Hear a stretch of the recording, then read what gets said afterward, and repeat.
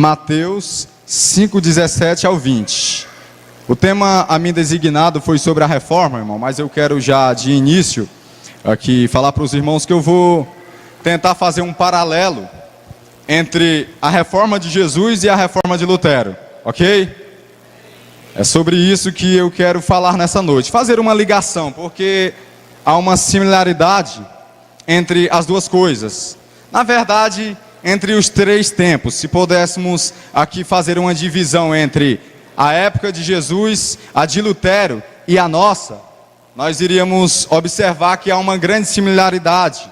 Assim diz a palavra de Jesus: não cuideis que vim destruir a lei, ou os profetas, não vim abrogar, mas cumprir. Porque em verdade vos digo que até que o céu e a terra passem, nenhum jota ou um tio se omitirá da lei sem que tudo seja cumprido. Porque qualquer, pois, que violar um destes menores mandamentos, e assim ensinar aos homens, será chamado menor no reino dos céus. Aquele, porém, que cumprir e ensinar, será chamado grande no reino dos céus. Amém? Para nós entendermos esse assunto, irmãos, com profundidade e de forma abrangente, eu quero aqui fazer uma rápida recapitulação do livro de Atos dos Apóstolos, pois é ali que tudo começa, ok? Jesus, ele instaura a sua igreja e inaugura em Atos dos Apóstolos, ali no ano 30 depois de Cristo. E Cristo, antes de ser assunto aos céus, ele respondendo uma pergunta dos seus discípulos: Senhor, será esse tempo em que tu há de restaurar a Israel? Eles: não vos compete saber, só que algo vai acontecer daqui a 10 dias. E o que é, Jesus? Vocês vão receber poder, que há de vir sobre vocês, do Espírito Santo, e serão as minhas testemunhas em Jerusalém, Judeia, Samaria e até os confins de toda a terra.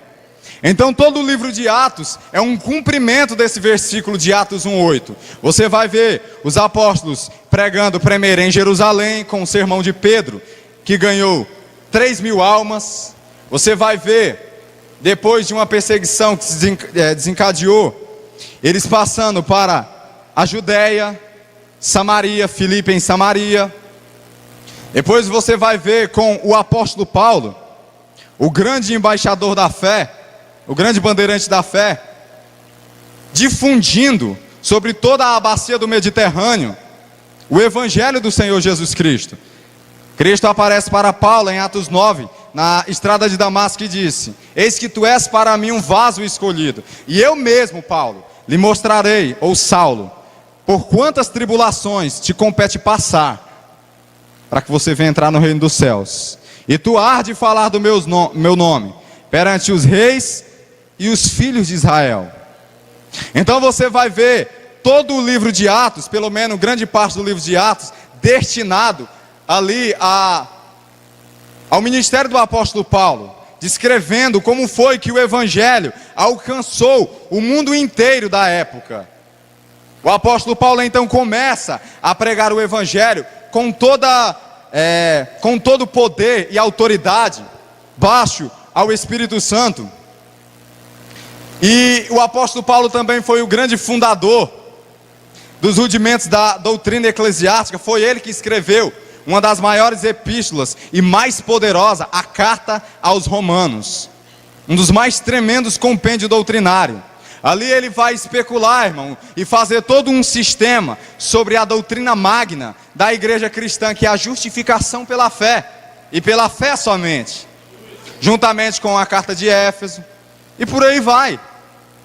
Então nós vamos chegar ali no ano 63 para 64, o apóstolo Paulo, ele está em Roma, é preso, a mando de Nero, na sua segunda prisão, e por fim ele é decapitado. Só que a igreja, ela prossegue avançando. Deus suscita homens, Deus usa pessoas para continuar essa poderosa obra. Então nós vamos chegar ali na época de Domiciano, o imperador romano, nos anos 90, e só tem um apóstolo vivo de todo o colégio apostólico.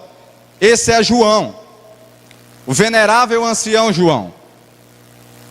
E Domiciano, ao perseguir a igreja, ele quer barrar o evangelho. Então o que é que ele faz? Ele pega o último apóstolo, exilia ele em uma ilha no meio do oceano, no mar de Argeu, uma ilha chamada Patmos, fechando para ele as portas aqui na terra, para impedir o avanço do reino dos céus.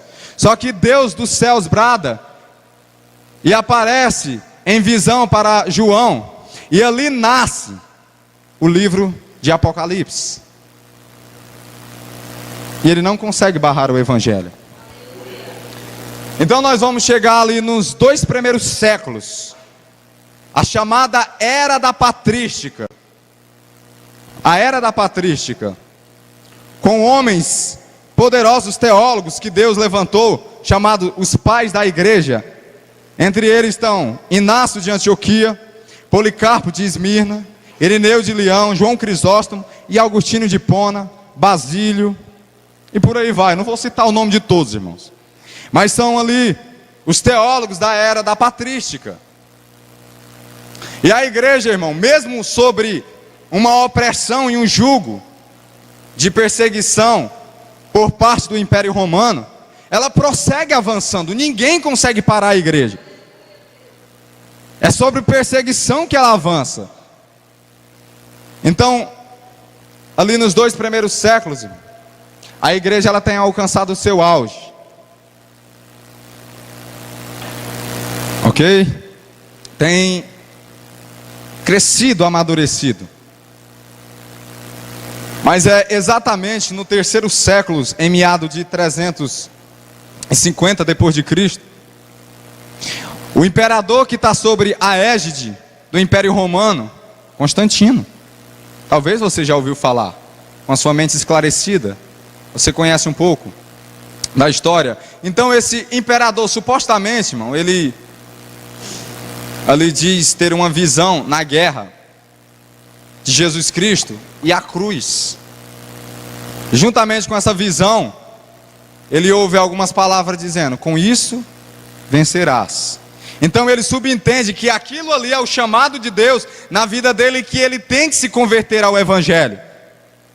Só que toda a artimanha e o que está por trás da suposta conversão de Constantino não é Jesus Cristo que ele quer. Ele quer o domínio de todo o Império Romano, porque mais da metade do Império Romano era composta de cristãos. Então supostamente ele se converte, não com o intuito, irmão, de aderir para si de forma sincera à palavra de Deus, mas o interesse dele é político. Então a igreja deixa de ser perseguida. A perseguição ela é amainada. Então ele começa a construir grandes templos, né? Agora, afinal de contas, o imperador é crente, está do nosso lado. E aí é o surgimento da união de igreja e Estado. Mas isso não é uma bênção, irmão, para a igreja, de maneira nenhuma. Isso é uma maldição. Porque é exatamente nesse tempo em que a igreja que teve forma, lá em Atos capítulo 2, ela começa a entrar em uma degradação e uma deforma doutrinária e espiritual. Nós estamos falando sobre reforma. A igreja ela teve forma, foi constituída em Jerusalém. Mas no ano 300 ela começa a ser deformada. Por quê? Porque com a suposta convenção do imperador, elementos estranhos começam a entrar dentro da igreja. Então, a igreja ela começa a se desviar, a evadir do sacrossanto Evangelho de Jesus Cristo. É ali que começa tudo. Paulo já havia morrido, João também. Então nós vamos ver aqui, deixa eu ver aqui, passar, pronto.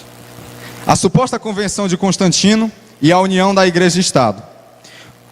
E no século mais ou menos século 7, já passando para o século 7, 607 depois de Cristo, o outro imperador romano, chamado Focas, ele declara o bispo de Roma o bispo universal da igreja. Bispo universal da igreja. Aí dá origem ao papado. Ou se você preferir, Supremo Máximo, né? Sumo sacerdote. O supremo sacerdote da igreja. Ou seja, para eles, agora o cabeça não era mais Jesus. Era o bispo de Roma. Então a heresia a respeito do papado, ela nasce no ano de 607. E no século 12, a igreja ela está submersa em densas trevas. O pastor Jardel citou aqui o século 12. Espera aí, irmão, desculpa aí, é porque eu não estou entendendo esse meu esboço. Grampeei tudo errado, mas amém, vamos lá. É no ano 600. 606, ele é declarado, e ali por volta do 7º século, o latim, ele é usado, é constituída a missa, e a missa, ela é usada, eles fazem a missa no latim, dependendo se você entendesse o idioma latim ou não, então começou a ser dirigida para a maioria dos pagãos daquela época, e a igreja ela vinha se apostatando em muitas heresias, foi adentrando dentro da igreja. Ano 607, a constituição do papado romano. No ano 786, dá origem o culto à cruz e à imagem e relíquias. As relíquias que os pagãos adoravam, os gregos, lá do panteão grego-romano, eles trazem para dentro da igreja imagens feitas de gesso, madeira, de bronze, de ferro, de prata, de ouro. Começam a enfeitar os templos naquela época. E a cruz e essas imagens começam a ser venerada, adorada.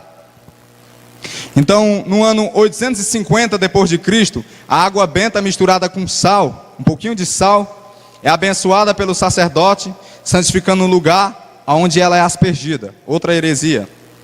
No ano 995, o Papa João XV ordenou a canonização de todos os santos e algumas pessoas que poderiam fazer mediação entre Deus e o homem. Mas nós entendemos que a Bíblia nos ensina que quem é o mediador é Cristo, não é o homem. Então você poderia, se você vivesse naquela época, se dirigir a um santo, e a tua oração, ele levaria até a Deus. Mentira, heresia. No ano de 1079, dá origem ao celibato dos sacerdotes, pelo Papa Gregório XV, ou melhor, Gregório VIII. No ano de 1090, origina-se o uso do rosário, o conhecido terço bizantino, aquele terço que as pessoas vão dentro do ônibus, orando, Então dali que originam-se, nesse ano de 1990, as orações mecânicas como o Pai Nosso, ou Padre Nosso, e a Ave Maria. Então com aquele terçozinho ali a pessoa fazia um tipo de oração mecânica, repetitiva, algo que Jesus condena lá em Mateus capítulo 6. E Deus não escuta esse tipo de oração. Amém? 1182, século 12, é instaurada a famosa Inquisição papal no Concílio de Verona, ao qual houve muitas mortes e perseguições por conta da verdade, e muitos ali tiveram que pagar o preço com a própria vida e selar a fé com o seu próprio sangue, por causa do testemunho e da palavra de Deus. É a Inquisição que a gente tanto escuta falar. Ano de 1215, outra heresia chamada a transubstanciação. O que é isso? A transubstanciação. No mesmo ano em que se instaurou também a confissão auricular pelo Papa Inocêncio, pelo Concílio de Latrão. Vou explicar essas duas coisas. A transubstanciação é pegar o pão e pegar o vinho da Santa Ceia e autenticar que aquilo é o próprio Jesus, é o próprio Cristo. A substância divina de Jesus, ela passa para a hóstia e para o vinho. Mas segundo a doutrina bíblica de Mateus 26 e 1 Coríntios 11, nós entendemos que a Santa Ceia, ela é apenas um memorial e algo simbólico do que aconteceu naquela cruz. Não é que Cristo passe a divindade de Cristo, a substância divina, passe, ali é apenas um símbolo. Quando ele diz, fazei isso em memória de mim, não é que você tem que se lembrar de algo que você não viu, mas quando nós estamos ceando, é como se aquele momento da ceia, você fosse teleportado para o dia da crucificação. É isso que Jesus está falando. Então eles criam a transubstanciação e a confissão auricular. Você peca, você vai ali, o padre ou o sacerdote está dentro de um caixote, aí você começa a falar teus pecados. Padre, eu fiz isso, aquilo. Aí ele vai passar toda, uma penitência. Mas quem perdoa pecado, irmão? Na Bíblia. Quando Jesus ele cura um paralítico, e ele diz, perdoados estão os teus pecados. Os fariseus começam a dizer assim, quem é esse cara? Dizendo que perdoa pecado, ele está blasfemando. Jesus olha para ele e diz assim, para que vocês entendam, que o Filho do Homem tem autoridade na terra, até para perdoar pecados. Não é o Papa que perdoa os nossos pecados. Se o velho de Roma não se arrepender, é para o inferno que ele vai.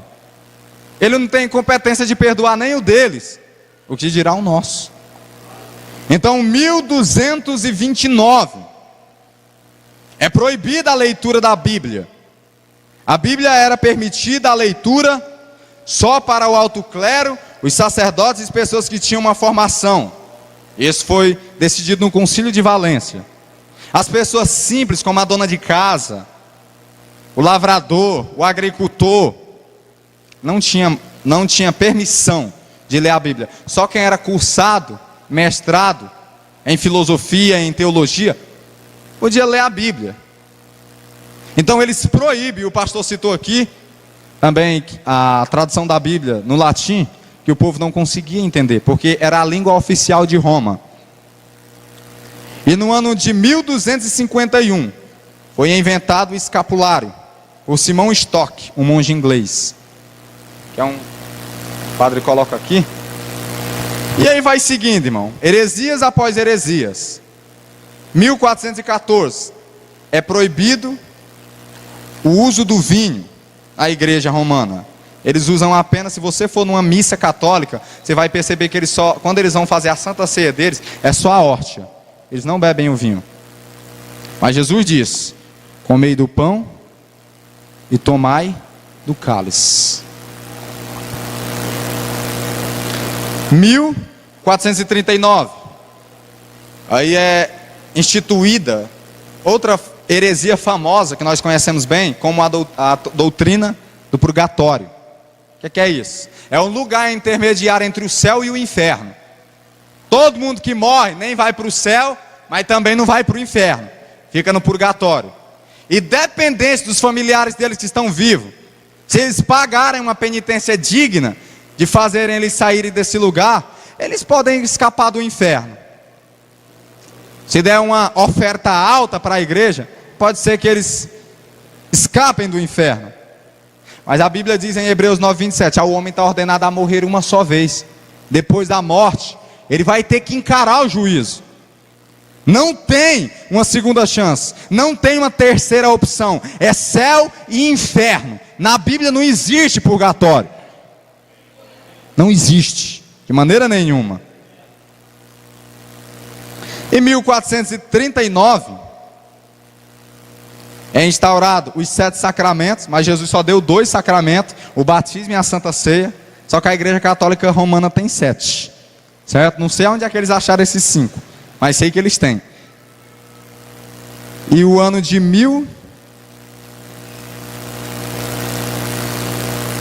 Rapaz, não estou entendendo essa letra não. A Ave Maria, a última parte da oração de Ave Maria no ano de 1458, ela é inventada, a última parte, e é aprovada pelo Papa Sixto V. Aonde eu estou querendo chegar? Vamos lá. Tem que usar meu tempo bem, porque senão não dá tempo. É só 1h10, né? Tá valendo. Estou vendo daqui.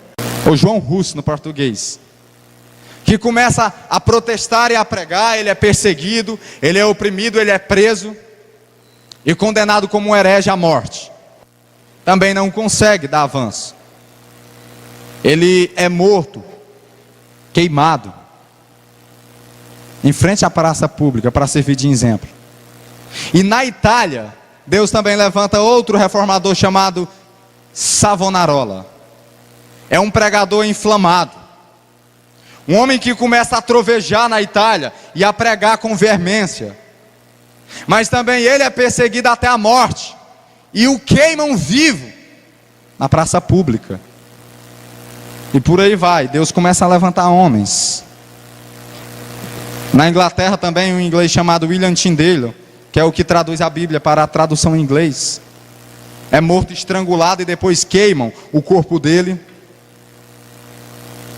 Quando o John Russell estava morrendo, ele disse algo interessante: vocês podem matar o ganso, que quer dizer russo, mas daqui a 100 anos surgirá um cisne que vocês não poderão matar. E ele estava falando de Lutero, porque depois de 103 anos, em 1481 aproximadamente, em Eisbellen, na Alemanha, nasce um homem chamado Lutero, que seria conhecido até os dias de hoje como o pai da reforma protestante, como aquele que iria desencadear o maior movimento, irmão, talvez depois de Cristo. E eu tenho que prosseguir, porque senão não vai dar tempo. Queria mudar o curso, não só da igreja, do povo de Deus, mas o curso do próprio mundo, da própria história do mundo. Porque esse período, irmão, era tão denso e escuro, de tamanha ignorância, que ficou conhecido como a Idade das Trevas, o período sombrio. O povo já estava com quase 1200 anos que não liam a Bíblia, que não ouvia o que você ouve, e muitas almas estavam indo para o inferno por causa da ignorância. E no ano de 1517, o Papa Leão X, da família Médici, esse Papa, ele queria construir a Basílica de São Pedro, mas não tinha dinheiro. Então o que é que ele faz? Institui a famosa indulgência, a venda de perdão. E ele contrata um pregador eloquente chamado Johann Tetzel, e manda ele para as praças começar a pregar sobre o inferno e persuadir os leigos a comprar a indulgência do Papa, um papel com a assinatura do Papa que garantia o perdão. Se você comprasse com um pouco de dinheiro, perdoava alguns pecados; com muito dinheiro, perdoava muitos pecados; e se fosse uma quantia expressiva, você tinha um perdão garantido para o resto da tua vida. Interessante, né, irmão, isso? Parece engraçado, mas não é. Por quê? Porque as indulgências hoje também foram desenterradas. As encíclicas e as bulas papais hoje também foram desenterradas. Nós estamos vivendo dias igualzinhos ao desses homens. Então, Martinho Lutero, que era da ordem agostiniana, monge, um homem que passou 11 anos de sua vida sendo oprimido por conta de não entender o Evangelho, não entender acerca da justificação e como o pecador era salvo. Quando ele lê Romanos 1, 16, 17, ele entende, meu irmão, o meio pelo qual Deus salva o homem. Ao ler: o justo viverá pela fé, porque a justiça de Deus se revela de fé em fé. E ele pensava que era a justiça divina, a ira de Deus, a justiça vingativa de Deus. Mas ele tem a mente iluminada e entende que a justiça de Cristo, que é imputada em nós, que se revela de fé em fé. Então Martinho Lutero, com a mente iluminada, depois de conhecer, irmão, e entender o Evangelho, Quando o Papa institui essa grande heresia, Lutero não suporta. Então, com ousadia heróica, eu trouxe até o livro aqui para não se esquecer algumas datas, eu pego, viu? Com ousadia heróica, ele escreve 95 teses e vai na porta da Catedral de Wittenberg e a fixa lá. No ano de 1517, as teses que eram proposições contra tudo aquilo que o Papa dizia e afirmava. Não foi algo por acaso, irmão. Lutero não foi como um louco, desesperado e colocou aquilo de propósito ou por acaso, não. Ele sabia que no dia 1º de novembro haveria uma grande afluência para a igreja de Wittenberg, porque era o dia de todos os santos. E ele colocou no ano 1517, no dia 31 de outubro, que no caso vai cair terça-feira agora, e nós vamos fechar meio milênio de reforma. Então as pessoas começaram a ver aquilo, e ele é intimado para a dieta de Worms ou Worms, para responder acerca daquilo que ele tinha feito, porque eles acharam Lutero como um rebelde contra a igreja católica. E Martinho Lutero vai diante dos cardeais, dos frades, de Carlos V, e pela pressão do tempo ele pede um tempo para pensar. Lutero, o que é isso que você está fazendo? Que rebeldia é essa? Como que você ousa? Quando Lutero vai para essa dieta de Worms, certo homem chega para ele e diz assim: querido jovem monge, o dedo do Papa é maior do que a Alemanha inteira. Você sabe que para essa reunião que você está indo, você pode não voltar mais. E ele diz: ainda que os demônios sejam tão numerosos como as telhas dessa cidade, eu não posso revogar o que eu estou afirmando. E ele vai. E ele diz que ele não pode ir contra a consciência dele, porque tudo que ele estava afirmando condizia com o que a Escritura diz. Então Lutero sai temeroso, com medo de morrer, e ele é sequestrado depois desse concílio. Mas isso é por providência divina, porque foram os amigos de Lutero que o sequestraram, para ele não morrer. E ele vai para um castelo em Augsburgo, ficar escondido, por causa da perseguição que ocorreria contra ele. E é no ano de 1522 que ele também traduz a Bíblia do latim, da linguagem latina para a linguagem alemã. E ele publica a Bíblia de Lutero para o povo daquela época. Então os alunos de Lutero pegam as teses de Lutero e começam a publicar não só as teses, mas todo o material que ele tinha escrito. E as teses de Lutero, os materiais que eles tinham escrevido, começam a chegar em outros países do Ocidente cristão. Na Inglaterra, na Holanda, na Escócia, na França, na Suíça. Então isso começa a despertar o povo para as verdades contidas na palavra de Deus. É como um fogo que coloca, irmão, em uma mata seca, que começa a incendiar tudo. Então essa resolução que Lutero tomou teve uma importância primordial, irmão, e central para a história da igreja, porque se não fosse isso, talvez nós estaríamos ainda na ignorância, adorando Santa Maria e os santos do passado, orando com o texto bizantino. Então Deus levanta homens em todos os países para poder se voltar contra os abusos da época. Deus ele levanta na França um homem chamado Jean Calvino. Na Suíça, Ulrich Zwinglio.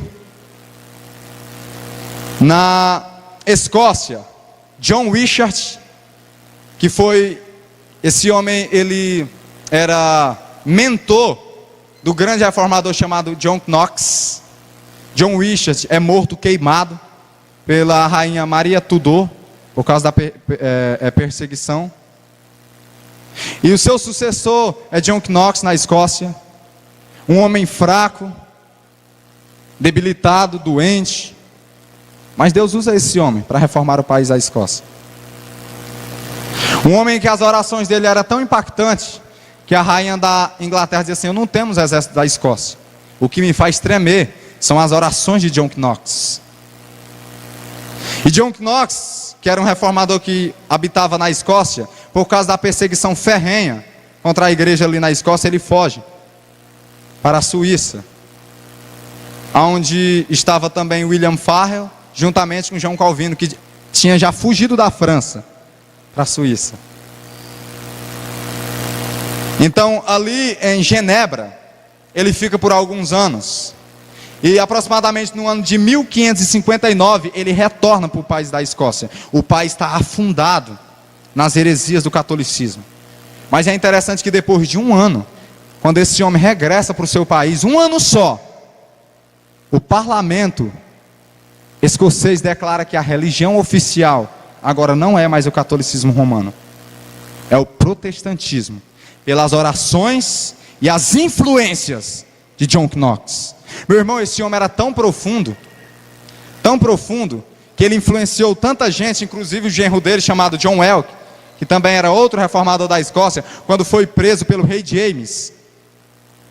A filha de John Knox, que era esposa desse homem chamado John Welk, chega para o rei e diz assim: solte o meu marido. Ele diz assim: eu solto, mas se você pedir para ele parar de pregar o evangelho, ele diz assim: eu prefiro receber a cabeça dele dentro de uma caixa do que ele parar de pregar o evangelho. Será que nós teríamos esse tipo de ousadia, irmão? Então, em todos os lugares, Deus começa a levantar homens, irmão. Teodoro Beza, João Calvino, Zwingli, Zinzendorf. E a reforma, ela começa a ganhar força. E não tem mais como parar. As verdades começam a voltar para a igreja. Então, nas 95 teses de Lutero, talvez ali haja um resumo. Nós temos os 5 solas que nós conhecemos: sola Escritura, sola Fide, sola Fé, solus Christi, sola Gratia e sola Deo a Glória. Os reformadores proclamavam com veemência que somente as Escrituras eram a autoridade, a base, a razão da nossa fé. Como Paulo diz, toda a Escritura ela é divinamente inspirada e proveitosa para ensinar, corrigir, redarguir, instruir o homem em justiça, para que o homem de Deus venha a ser perfeito e perfeitamente habilitado para toda boa obra. Nós não precisamos das bulas papais, das encíclicas do Papa, nós não precisamos da má interpretação dos doutores católicos. Não, as Escrituras é suficiente. Tudo que for fora das Escrituras é demônio disfarçado. Lutero disse assim: se um culto pode chover milagre, de tudo quanto é jeito, mas se não houver a exposição fiel das Escrituras, é rejeitável. E outro grito também da reforma, que eles proclamavam com veemência, não era só o ato de pregar as Escrituras, mas nós temos também outra terminologia teológica: toda a Escritura.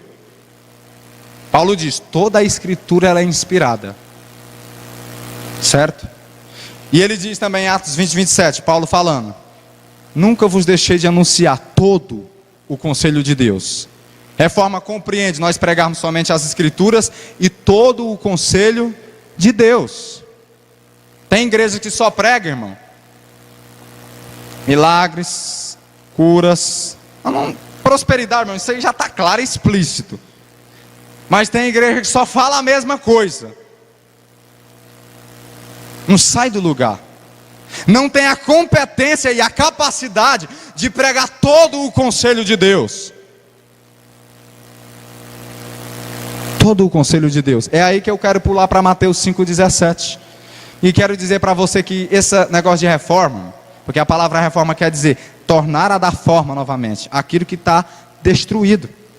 Era isso que os reformadores estavam fazendo, trazendo a forma para a igreja. Só que nós temos que entender que o primeiro reformador, o maior reformador, o grande reformador ainda não foi Lutero, não foi Zwingli, não foi Calvino, não foi Beza, não foi William Farel. Não. Sabe quem foi? Cristo. Ele foi o maior reformador de toda a história. Porque é como eu falei aqui, vai dar tempo. Se nós formos ler Mateus 5, 17 ao 20, irmão, e estudarmos a fundo o que Jesus está nos ensinando aqui, nós vamos entender que os tempos de Jesus, Lutero, junto com os nossos, dá a mesma coisa. Alguns que dizem que nós estamos vivendo tempos tão escuros, que faz com que a idade das trevas pareça meio-dia. Porque na época de Lutero, o povo não tinha a Bíblia na tradução deles. Hoje nós temos Bíblia em tudo quanto é tradução. Mas o problema não é uma nova tradução da Bíblia, é ela ser entendida corretamente. É a palavra de Deus ser compreendida como ela realmente o é. Porque hoje, por conta do relativismo, cada um tem sua interpretação. Não, irmão, você interpreta do teu jeito, eu interpreto do meu. Você tem sua visão, eu tenho a minha. Isso que você julga e condena como pecado, para mim não parece pecado.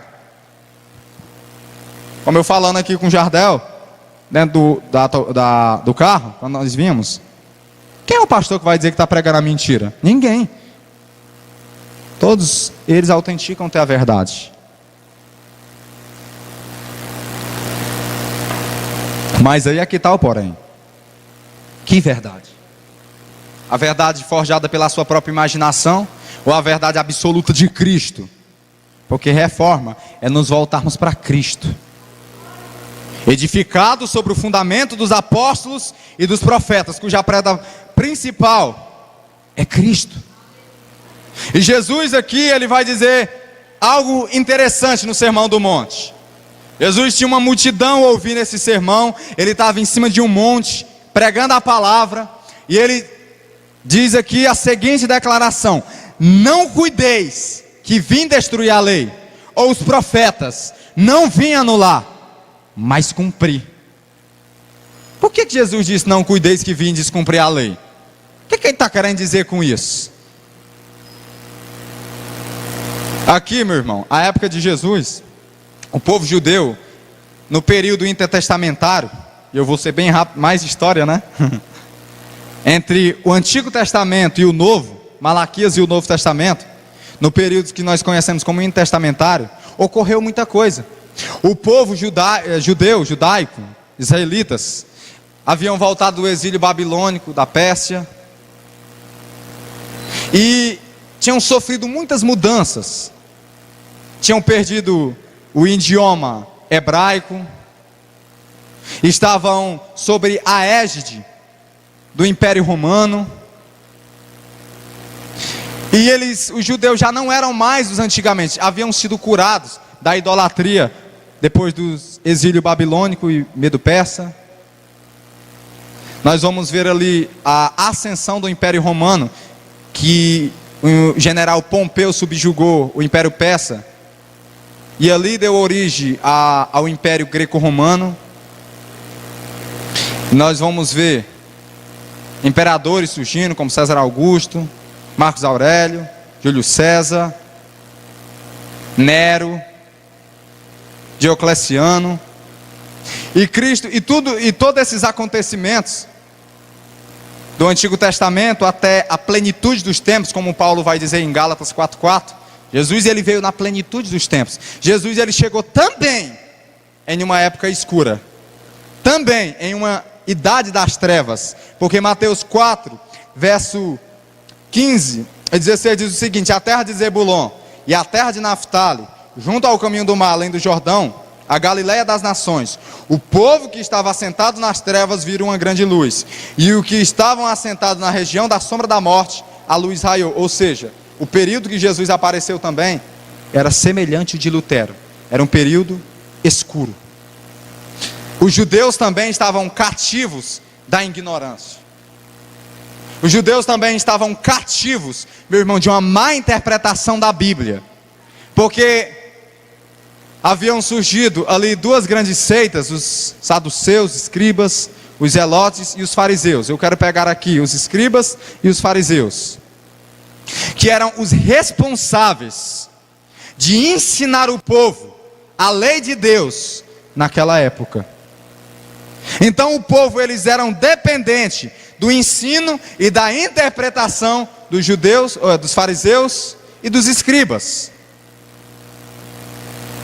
E essas duas grandes seitas judaicas, elas tinham algumas características que era totalmente o oposto do que Jesus veio ensinar.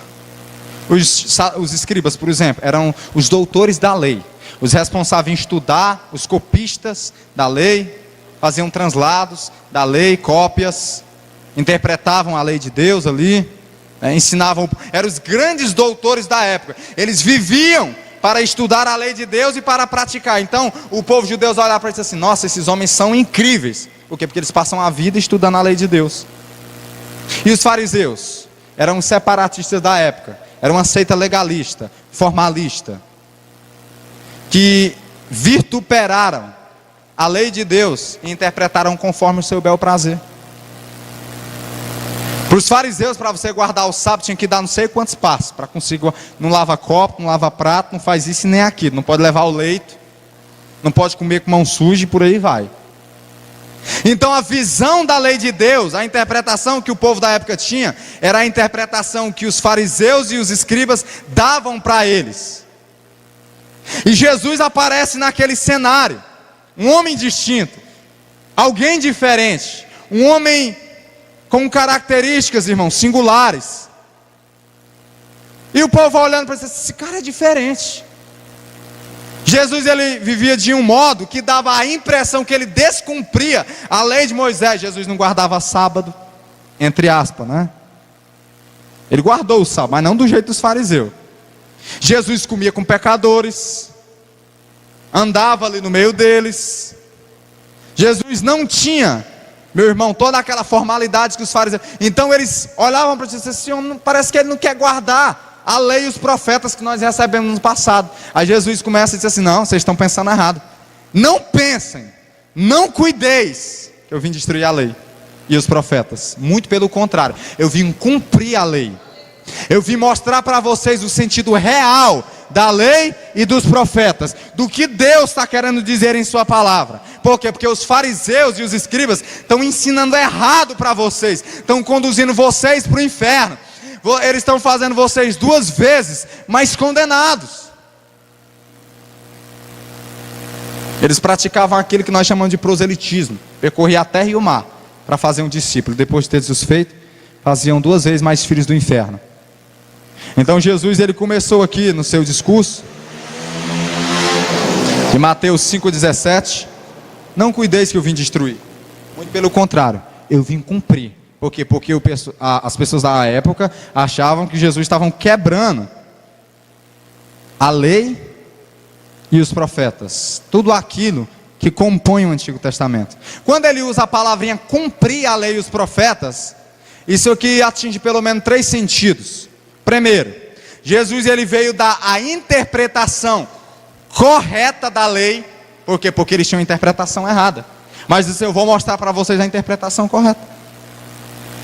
Não é como os fariseus estão dizendo. Segundo sentido, Jesus, ele veio mostrar para eles que toda a lei, e a lei que ele fala aqui é a lei cerimonial, civil e moral que Israel recebeu no Antigo Testamento, né? Toda aquela liturgia de sacrificial, civil, a lei moral dos 10 mandamentos. Jesus veio mostrar que tudo aquilo apontava para eles a lei e os profetas, tanto a lei como tudo aquilo que os profetas pregaram. Porque Paulo diz em Gálatas capítulo 3, 24, que a lei nos serviu de aio para nos conduzir a Cristo. Ou seja, a lei, ela aponta para Cristo, ela nos mostra a Cristo, ela nos conduz a Jesus. Jesus veio mostrar para eles que ele veio cumprir a lei nesse sentido. Como? Cumprindo na totalidade a lei de Deus. A lei de Deus. Vim cumprir. E Cristo, quando ele afirma que veio cumprir a lei, ele cumpriu até os seus extremos lógicos. Como? Indo para aquela cruz. Quando ele morreu na cruz, ele cumpriu também a lei ali. Todo aquele pão da proposição, o candelabro, o tabernáculo, todo aquele sistema que Deus entregou a Moisés, é um tipo de Cristo. E todas as profecias dos profetas apontavam para Cristo. E Cristo disse assim, eu vim cumprir. Eu vim mostrar para vocês o real sentido da lei e dos profetas. Eu não vim destruir. Porque em verdade vos digo que até que o céu e a terra passem, nem um jota ou um tio, se eu me tirar da lei, sem que tudo seja cumprido. Ele disse que nada do que foi predito no passado, tanto a lei de Moisés quanto os profetas, cairia por terra. Passaria o céu e a terra. Mas tudo aquilo que foi dito no passado seria cumprido nos seus mínimos detalhes. Nos seus mínimos detalhes. Por quê? Porque a lei ela aponta para Cristo. Cristo, ele veio também praticar a lei de Deus. Porque a Bíblia vai dizer em Gálatas que ele nasceu sobre a lei, sujeito à lei, obrigado a cumprir literalmente a lei de Deus. Deixa eu te fazer uma pergunta. Jesus precisava cumprir a lei? Não. Por quê? Porque ele é superior a ela. Mas por que ele nasceu sobre a lei e é obrigado a cumpri-la? Por quê? Não por ele mesmo, mas ele cumpriu a lei para nos dar o mérito que ele conquistaria em todo o decorrer da sua vida. Como? Obedecendo a Deus em seus mínimos detalhes. Por quê? Porque eu e você jamais seríamos capazes de cumprir a lei de Deus em sua totalidade. Jamais. Para quê? Para que a justiça de Deus, pela fé, a justiça de Cristo, que ele cumpriu aqui nessa terra, fosse tributada a nós. Porque Paulo também vai dizer em Romanos 8, e eu quero que você entenda essa parte, mano. É bem complexo o que eu vou falar, mas me entenda. Paulo em Romanos 8, verso 3 vai dizer assim: portanto, visto aquilo que era impossível para a lei, visto que ela estava enferma pela carne, Deus enviando o seu Filho na semelhança de carne do pecado, pelo pecado condenou o pecado na carne. Quem me entendeu? Vou te explicar. A Bíblia vai dizer, o que era impossível para a lei, o homem que fazer essas coisas por ela viverá. Mas quem de nós seríamos capazes de cumprir a lei de Deus? Ninguém. Mas Jesus veio ao mundo, cumpriu a lei de Deus até os seus extremos lógicos, sendo amaldiçoado naquela cruz. Ele veio em semelhança de carne do pecado, e pelo pecado condenou o pecado na carne. Eu disse lá na igreja, né? Cristo ele deu um olé no pecado. Ele foi condenado por causa dos nossos pecados, mas ao mesmo tempo que Jesus na cruz estava sendo condenado por causa dos nossos pecados, ele também condenou o pecado. Não tem aquela história, né? Eu morro, mas eu levo você junto. Jesus disse assim: eu morro por causa dos pecados, mas eu também condeno ele junto comigo. Pelo pecado, condenou o pecado na carne e cumpriu a lei. Para quê? Para nós. E ele disse assim: não passará os céus e a terra sem que se cumpra. E ele cumpriu. Ele cumpriu a lei. Então era a reforma que Jesus veio promover, certo? Trazer o sentido do evangelho, trazer a interpretação real, conduzir o povo a ele mesmo, a verdade que era ele mesmo, que o legalismo dos fariseus não salvava ninguém, que a tradição dos escribas não salvavam ninguém. Os escribas distorceram a lei de Deus de tal ponto que Marcos capítulo 7 vai dizer assim: vocês escribas, invalidais o mandamento de Deus. Quando dizer, o homem que se oferecer para Deus, em serviço a Deus, nenhuma obrigação tem mais para com seus pais. Ele anula o mandamento: honrarás o teu pai e honrarás a tua mãe. Assim vocês invalidais a lei de Deus, porque esse povo me honra com os lábios, mas o coração está distante de mim, porque o temor dele consiste apenas em mandamentos de homens. E Jesus disse assim: não, eu vou dizer uma coisa. Então aqueles judeus, eles admiravam muito os escribas e os fariseus. Nossa, eles são os caras, são muito santos eles. Jesus disse assim: não, agora eu quero dizer mais uma coisa para vocês. Qualquer pois que violar um desses mandamentos será chamado menor no reino dos céus, e ensinar aos homens será chamado menor. E aquele que cumprir o mandamento, como que a gente cumpriu o mandamento? Cristo já cumpriu para nós. E também nós temos a capacidade de cumprir os mandamentos de Deus pelo Espírito Santo. Porque pela lei do Espírito, nós somos libertos da lei do pecado e da morte. E Jesus disse: aqueles que cumprir o que eu estou falando e ensinar aos homens, será considerado grande diante de Deus. Daniel capítulo 12, verso 4 vai dizer que o justo, de muito ensinar a justiça, resplandecerão no céu, como as estrelas no firmamento. De muito ensinar o Evangelho, de muito ensinar todo o conselho de Deus, todas as Escrituras, a verdade revelada na palavra, resplandecerão no céu, no firmamento. Então ele vai dizer uma declaração categórica. Eu tenho 10 minutos, não tenho? Tenho, então dá tempo. Ele diz uma declaração categórica no versículo 20. Porque vos digo, que se a justiça de vocês, ele está falando por discípulos naquela época, não exceder a dos escribas e dos fariseus, quem vocês admiram, quem vocês acham que são os verdadeiros homens de Deus, de maneira nenhuma vocês vão entrar no céu. A justiça tem que exceder, ou seja, tem que ser maior, tem que sobrepujar a dos escribas e dos fariseus. E a nossa justiça só pode exceder a desses homens, irmão, se nós estivermos em Cristo, se a justiça dele estiver em nós, porque até nós mesmos não temos justiça própria, não temos justiça alguma. Indulgência não nos dá justiça própria, Papa não tem o poder de nos justificar. Todas as heresias que se são pregadas hoje não pode nos salvar. A maneira de nós excedermos a justiça dos escribas e dos fariseus, por quê? Porque eles interpretavam a lei assim: enquanto eu não adulterar, não tem problema nenhum, enquanto eu não matar alguém, está tudo tranquilo. Mas Jesus disse: ouviste que foi dito aos antigos, no grego, pelos antigos, não adulterarás. Mas eu vou dizer para vocês que quem olhar para uma mulher já adulterou com ela.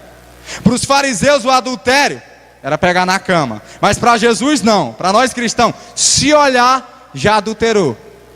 Isso é o que?